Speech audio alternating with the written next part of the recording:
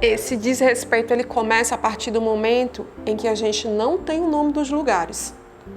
Não existe a nomenclatura correta.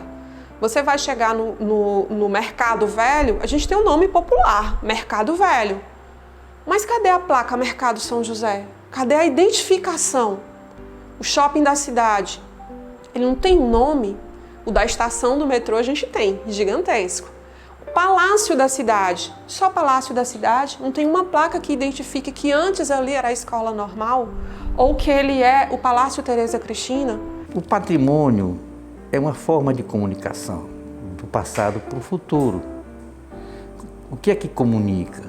Quais são os valores culturais, do ponto de vista, né, imaterial, os costumes, do ponto de vista material e financeiro, os materiais utilizados nas construções, a forma, o layout das casas revela também como esta sociedade vive ou vivia. Tem uma autora que ela coloca muito que é preciso conhecer para preservar e preservar para conhecer. Você precisa conhecer aquele bem para poder você entender quais são esses sentidos que ele carrega e a partir daí você poder preservar. Mas se for por acaso você não preservar, você também nunca vai conhecer porque ele vai ser destruído. Muitas vezes eu sou muito conservador, então por exemplo, eu não aceito que um determinado prédio histórico ele seja demolido, eu não aceito, que eu acho aquilo um absurdo, isso aí tem que ser preservado.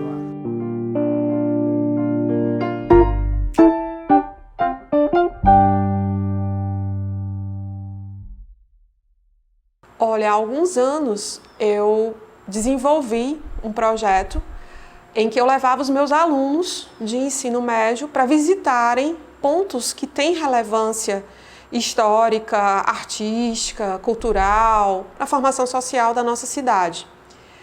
E há 2 anos eu fiz a especialização em patrimônio e cidade e ela me despertou muito para o olhar sobre Teresina e principalmente como o teresinense muitas vezes passa pelos lugares específicos e não tem a menor referência quanto à importância, à origem, à história, ou até mesmo à nomenclatura daquela edificação ou que originalmente havia naquele espaço.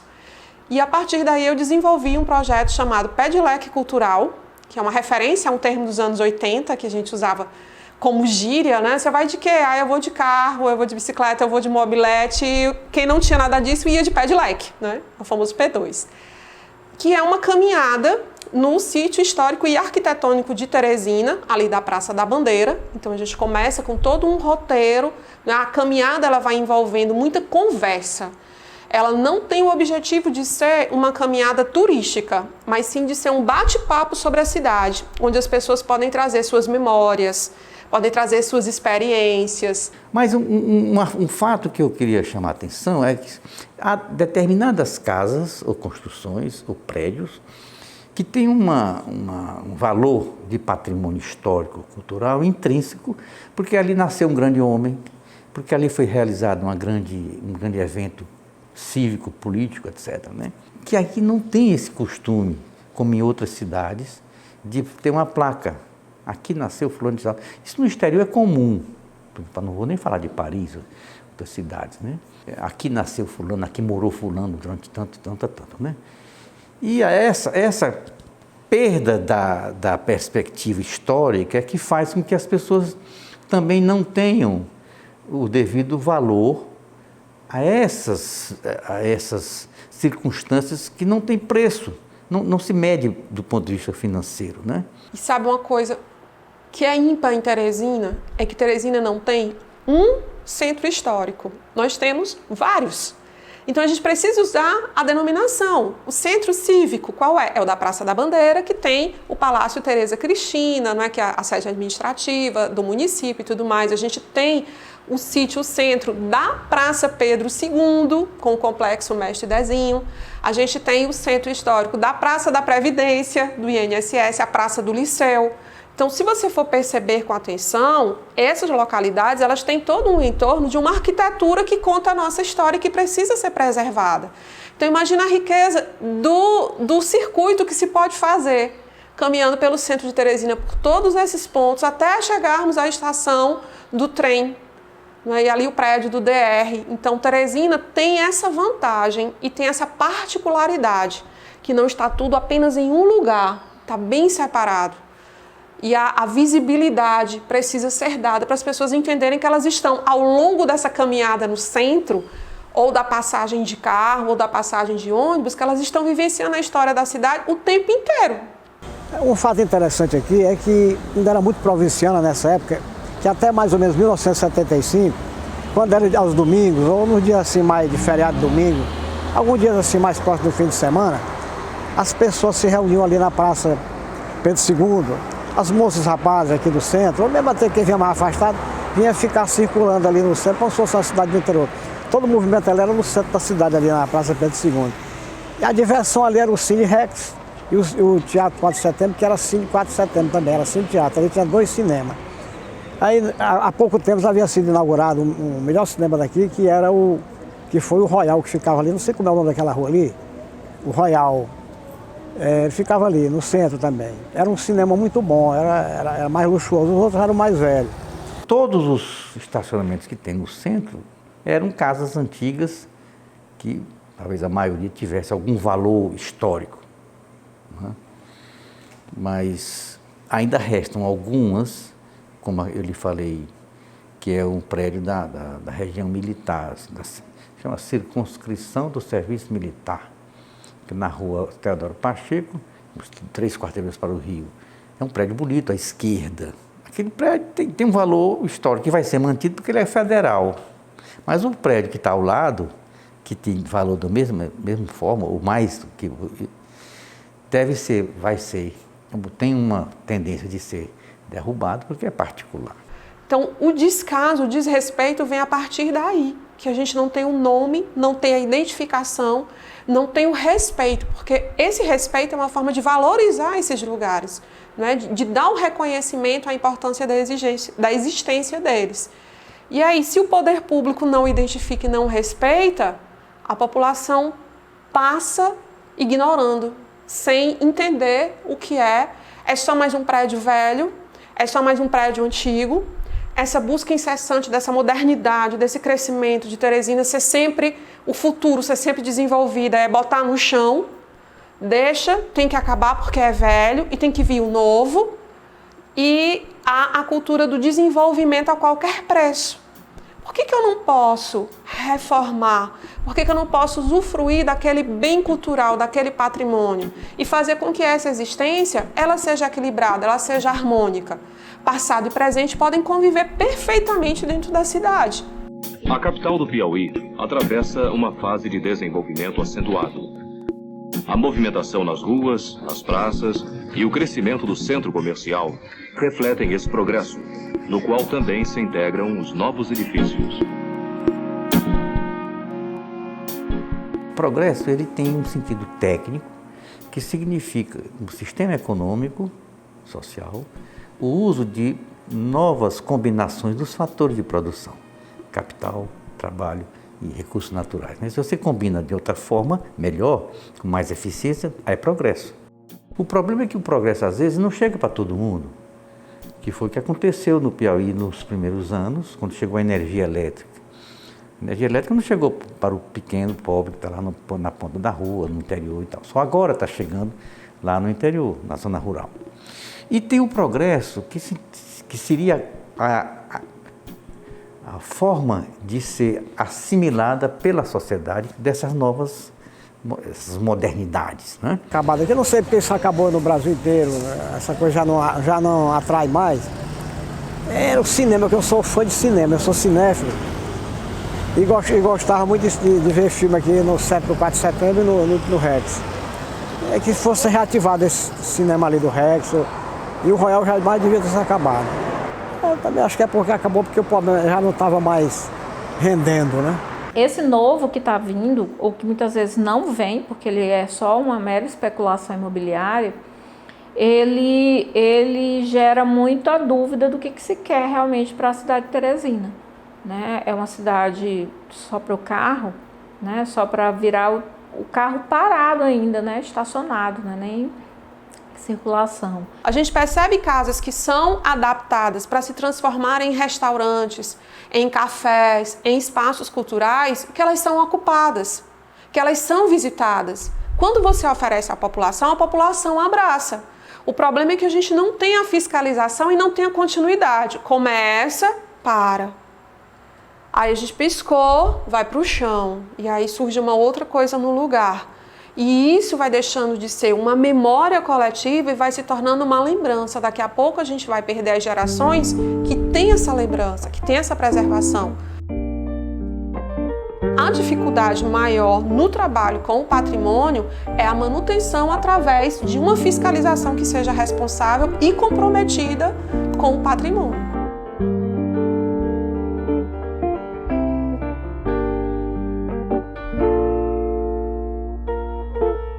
Isso é uma corrida contra o tempo e contra novamente, desejo do progresso, porque a destruição ela é muito mais rápida, né? O valor econômico se impõe de uma forma muito mais rápida, né? A especulação e o valor imobiliário, por exemplo, também se impõe de uma forma muito mais rápida. Então é muito difícil que você consiga andar nessa mesma dinâmica. Por quê? Porque as questões de patrimônio, muitas vezes elas aparecem nesse outro momento, no momento da perda, como eu falei, ou na iminência da transformação, né? Ela não se dá naquele momento inicial da discussão, do planejamento, né? Do pensar a cidade, do pensar o que se quer. Em Teresina, as praças não são mais utilizadas como eram antigamente. Ou seja, lá atrás, Teresina tinha coreto na Praça Rio Branco, na Praça Pedro II, e tinha de noite, tinha a banda da polícia, do exército, tocava lá. Hoje não tinha naquele tempo música mecânica, não tinha internet para você tocar nas alturas, carro de som, como é que chama esse? Paredão, não é? E aí você perde a utilização de uma praça que tem valores. Tudo bem, mas aí a questão de segurança, a questão de mentalidade também do prefeito, dos vereadores, uma série de problema financeiro. Mas aí a cultura e o progresso levam as pessoas para o shopping. Lá tem ar-condicionado, tem segurança, pelo menos um mínimo de segurança, né? E essas coisas tradicionais da cidade, que estavam num lugar de valor histórico, foram para um lugar que não tem valor histórico nenhum, que é o shopping. Então essa meninada de hoje não vai lá para a Praça Pedro II, olhar para o prédio do Teatro 4 de Setembro, vai lá para o shopping, né? Aí é a cultura que muda, mas isso é normal, é natural. Isso desapareceu tudo. Hoje o centro está mais assim, ligado a comércio, que é mais durante o dia. À noite aqui a gente não tem quase ponte de diversão, como teve no passado. Eu não sei se por conta da epidemia, dessa pandemia, ou se porque mudou mesmo os locais, né, de atração aqui. Já não empolga mais aqui, né? Eu não tenho muito hábito de ouvir as pessoas falarem, eu vou para o centro histórico. Você diz, eu vou para o centro de Teresina. Ou eu vou para o centro. Mas você não diz centro histórico. Isso já denota um pouco da percepção de que não há, talvez, um centro histórico, ou que esse centro ele é tão grande, ele está tão dinâmico, ele faz parte tanto da vida, que não há, muitas vezes, a percepção de que ele é histórico. Por quê? Porque ele está no teu cotidiano. Então, esse cotidiano, ele é tão importante quanto uma casa de cultura, um museu, né? Então, a gente não pode, eu acho, pensar os centros históricos, as áreas urbanas a serem preservadas, somente sob esse viés dessa cultura pensada dessa forma, né? Do evento, da festa ou do teatro, porque isso vai acontecer em alguns momentos, mas o cotidiano é você estar indo todo dia para o trabalho, para a escola, comprar alguma coisa na rua. Isso é muito importante também. Então eu acho que Teresina, o centro de Teresina, ele tem uma qualidade muito grande, que é exatamente esse dinamismo, mas ele está caminhando cada vez mais para ser monofuncional, ou seja, só funcionar o comércio, o serviço e até determinada hora e não ter outras atividades. E isso é muito ruim, não só para o centro, mas em qualquer lugar da cidade, isso é muito ruim. Então acho que a gente precisa pensar de uma forma muito integrada o centro em relação à cidade de Teresina. A resposta que se dá para o centro, por exemplo, com relação à mobilidade, é a resposta que se dá para a cidade toda. A resposta que se dá para o centro em relação à segurança é a resposta que se dá para a cidade toda. Então, eu acho que precisa ter uma integração muito maior do que é preservação, do que é gestão urbana, do que é a legislação que vai promover essas relações. Então, eu acho que todos esses elementos eles são importantes no centro de Teresina, exatamente para que ele não perca essa vitalidade. Ele já se transformou muito do ponto de vista da arquitetura, mas carrega uma vitalidade muito grande e isso é muito importante, né? Precisa ser conciliada essa vitalidade com a preservação, com essa ideia de preservação. A partir do momento em que é feito o levantamento e aquele bem está inventariado como um patrimônio de interesse da cidade, um patrimônio edificado de interesse da cidade, ele já está dentro de um processo de proteção, de preservação. E ao chegarmos ao tombamento, isso é a publicização de que ele é necessário, de que ele é importante. E aí, cobrir, fazer toda a alteração, não, porque tem que ser bonito. Poxa, a gente tem, infelizmente, uma cultura de achar que tombamento de conjunto ou área urbana só é de fachada, né? E isso é uma pena, porque, como o Olavo Pereira coloca, a gente não conhece o livro só pela capa, né? O que tem importante do livro está dentro. Então, se você não abre o livro e folheia, você não tem conteúdo. Da mesma forma, ele associa isso com uma casa. Uma casa, uma arquitetura, ela conta uma história. Não, essa história não vai estar toda na fachada. E, infelizmente, essa cultura de achar isso está muito relacionada com a legislação. A legislação de Teresina, por exemplo, é uma legislação de fachada e da fachada, na minha avaliação. A gente tem tombamentos estaduais que são apenas da fachada. Então, isso é muito reducionista. Isso é reduzir um conteúdo, uma história, a detalhes arquitetônicos, a uma moldura de janela, a uma moldura de porta. Então, isso é muito pobre, isso é muito pouco. Então, não estranha não se vê em Teresina toda essa relação que se estabelece, porque é assim que o poder público estabelece uma relação com o patrimônio. Como esperar diferente da propriedade privada, se é essa relação que o poder público faz? Então isso é muito complexo, né? Então o tombamento, ele não é só de fachada, né? Ele não é só da fachada. Isso quem vai definir é o próprio tombamento. Olha, eu vou lhe dizer, depois que eu assumi esse conselho, o titular de patrimônio, eu disse, não, patrimônio em Teresina, ninguém vai brigar por isso não, vai ser ótimo, vou aprender, vamos discutir vários outros temas, né? Eu achava que o imaterial é que ia ser que nada. 4 de janeiro de 2020 a gente já começa com o patrimônio ameaçado do Cine Rex.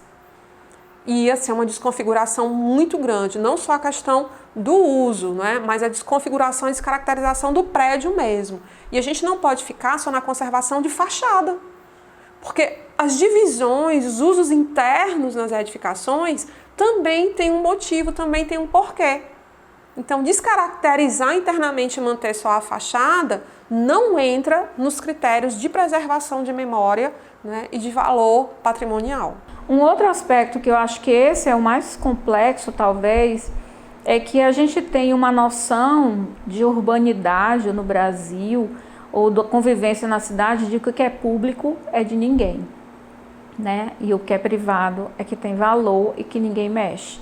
Então, por mais que a gente tenha a noção da função social da cidade, a função social da arquitetura, a função social definida do patrimônio desde a década de 30, a gente tem ainda uma dificuldade, uma resistência muito grande de entender o patrimônio privado como patrimônio que é privado, mas é de um interesse coletivo, porque ele faz parte de uma memória, de uma cultura que é compartilhada. Um caso interessante de Teresina é o do Cine Rex, em que a família, o proprietário, ele já tinha deixado claro, faça uma negociação, mas ele tem que ficar como bem cultural. Ele tem que servir como um equipamento cultural para a cidade. Por quê? Porque ele entende a história do Cine Rex, né, do cinema de rua, para Teresina e para a história do audiovisual dentro do nosso estado. Então ele deixou muito claro, porque o bem está inventariado, tombado, né? Ele vai ser adquirido, está em processo de aquisição pelo Estado, mas o Estado também pode decidir fazer qualquer outra coisa ali, né? Dar um uso diverso e ele deixou amarrado. O uso tem que ser cultural, ele tem que ser usufruído por todos. Então, eu acho que essa relação do público-privado, daquilo que quem cuida é o poder público e quem cuida é a propriedade, é o proprietário privado, gera também uma dificuldade muito grande de entendimento, porque quem regula isso? Quem regula isso é a legislação. E aí o agente público, ele regula, porque ele detém a legislação e ele detém o poder de decidir, de fazer ele mesmo. O privado não, ele tem muitas vezes o dinheiro, mas a legislação não é ele que define, quem define é o outro e ele submete essa legislação. E essa legislação muitas vezes ela é diferenciada, esse tratamento ele é diferenciado. Então é muito difícil, às vezes, você convencer ou a pessoa entender que a sua propriedade privada ela tem uma função que vai muito além da herança para a família, para os filhos, né? Que ele tem um interesse muito maior, um interesse que é coletivo. Então há uma série de elementos que vão fazendo parte dessa cadeia, fazendo parte, digamos assim, né, desse cadinho que é a cultura, que é a cidade, que é a relação de identificação que se faz com os bens, com esses objetos, né, essas referências culturais. E isso tudo acho que vai criando, né, essas relações, né, esses estabelecimentos do que merece ser preservado, ou seja, não esquecido, e aquele que vai ser apagado, né, ou que vai ficar numa memória muito restrita.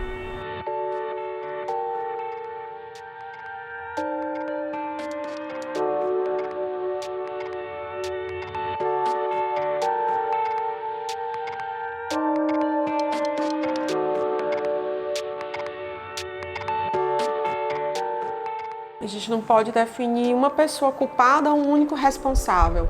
É uma responsabilidade que ela é coletiva, porque a cidade é feita por todas as pessoas. Ela não é feita por grupos individuais. Então a gente precisa realmente ter a consciência de que para preservar, eu preciso conhecer. Leva tempo para aprender, eu preciso estudar, eu preciso pesquisar, eu preciso questionar. A gente tem um acesso muito grande às informações através das redes sociais e através da internet. Por que não sentar e fazer essas buscas? Vamos entender, né, o surgimento de vários grupos dentro das redes sociais que trabalham Teresina do passado, que trabalham a memória de Teresina, né, os museus virtuais de imagem e do som. Isso é um trabalho que ele é coletivo, mas todo mundo precisa se apropriar dele. Eu não posso só reclamar porque o prédio está no chão.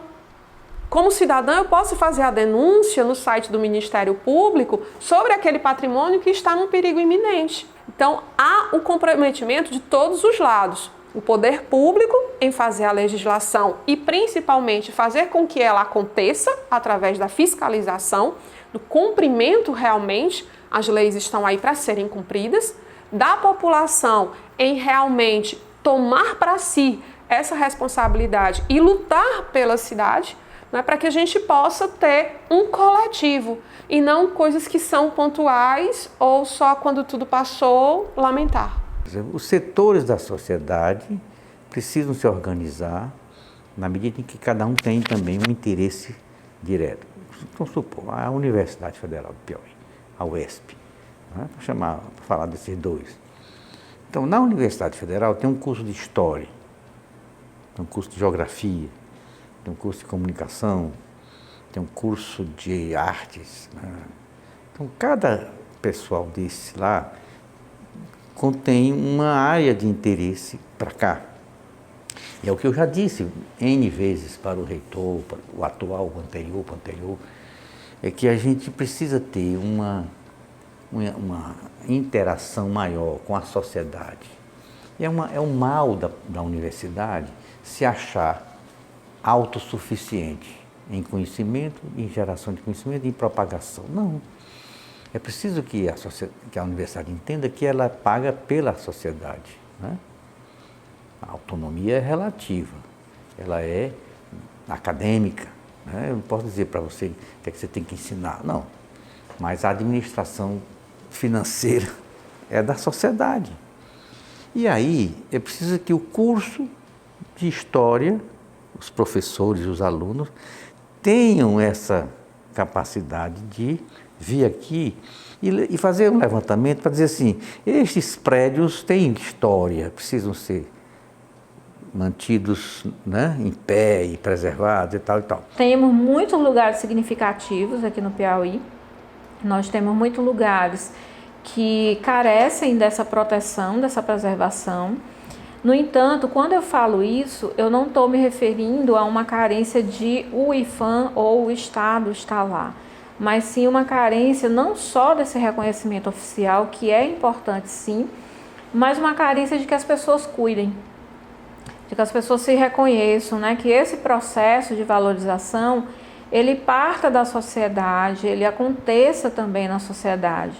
A gente tem situações e exemplos muito interessantes aqui de lugares que preservam, né, a sua história, pessoas que preservam a sua história, e isso é muito significativo, né? Isso faz a diferença de fato na preservação de algum bem.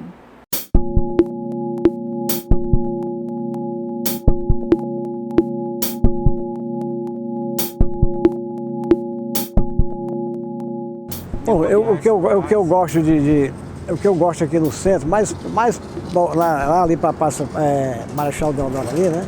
O que eu gosto ali é de frequentar o museu. E mais para cá também eu sou frequentador do arquivo. Antes dessa pandemia, quase todo dia eu ia lá para o arquivo, que eu gosto de fazer pesquisa, eu sou muito curioso. Eu tenho um acervo muito grande de livros antigos, essas coisas. Eu gosto dessa parte de história, fotografias, revistas velhas, recorte de jornal, livros velhos. Então eu gosto desse negócio aí. É muito complexo você pensar no que faz com que você se identifique com alguma coisa, por exemplo. O que me faz me identificar como mulher nordestina? O que me faz isso? Quais são os elementos que vão compor, por exemplo, esse processo que me faz sentir diferente, ou que eu, mesmo sendo mulher igual a outra pessoa que está no sul do estado ou no sul do país, eu me sinto pertencente a este lugar e não a outro. Esses elementos, eles são muito sutis, eles estão muito ligados a vivências, a experiências, a cotidiano. Estão muito ligadas também à própria educação, não uma educação no sentido, né, formal, de ensinar o outro o que é, mas uma educação no sentido de perceber aqueles elementos que são nossos e perceber esses elementos como importantes. Então a gente aprende na escola, por exemplo, que patrimônio é a pirâmide, né? São as grandes catedrais, mas a gente não aprende na nossa história, né, que as nossas igrejas, que as nossas ruas, que as nossas praças são também importantes. Muitas vezes a descoberta desse patrimônio, digamos assim, ela se dá com a perda. Ela se dá quando você passa na rua e você só vê o vazio. E aí você faz aquele processo de memória, de identificar o que existe ali. Tinha uma casa aqui, nossa, essa casa está toda descaracterizada. Ou então, meu Deus, como reformaram isso aqui de outra maneira, de outro jeito? Será que podia? Aí as pessoas vão começar a buscar. É conhecer a cidade palminhando mesmo, visitando, se questionar, que lugar é esse? Que casa é essa? Quais foram as pessoas que viveram aqui? Por que tem uma plaquinha de identificação?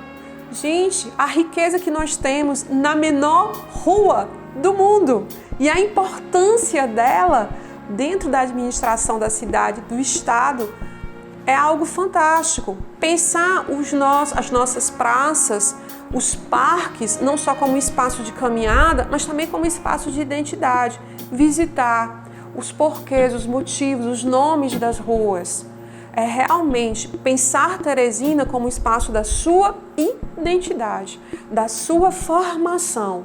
Não apenas transposição, não apenas deslocamento, não apenas o lugar onde tem a minha casa, eu vou viver e vou me isolar. Se sentir também participante, se sentir também um fazedor da história de Teresina.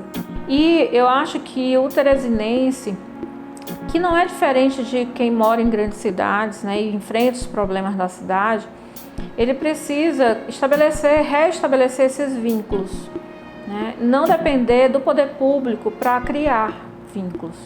Esses vínculos você estabelece no seu cotidiano, criando coragem de viver a cidade, de andar pela cidade, não se deixar submeter pela cultura do medo, né? Pela cultura da insegurança. Nós temos áreas da cidade que continuam sendo utilizadas, mas elas repetidamente são chamadas de vazias, mas elas continuam sendo utilizadas. Então, acho que a gente precisa repensar esse modelo de cidade, essa forma de se relacionar com a cidade. As pessoas continuam andando, por exemplo, pela Frei Serafim. Foi criado um parque, justamente nesse conjunto ferroviário que eu mencionei, que é tombado. O IPHAN teve uma atuação decisiva naquele parque. E era uma área do IPHAN, por exemplo, que cedeu à prefeitura.